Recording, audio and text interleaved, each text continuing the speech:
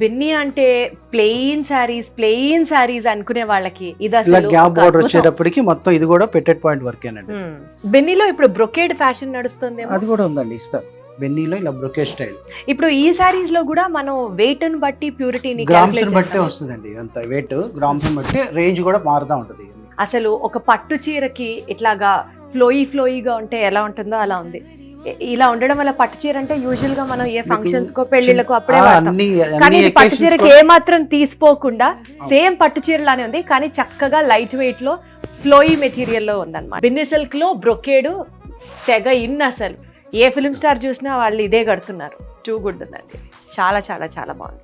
దాంట్లోనే బెన్నీలో కూడా ఇలా digital prints, floral style digital బిన్నీలో ఎప్పుడు డిజిటల్ ప్రింట్. బిన్నీలో అసలు ఎంత బాగుందో, బా ఈ థీమ్ ఎంత బాగుందండి అసలు. ఇది దాంట్లోనే ఇది డైబుల్ అండి, ఇది ఈ ఫ్యాబ్రిక్ వచ్చి డైబుల్.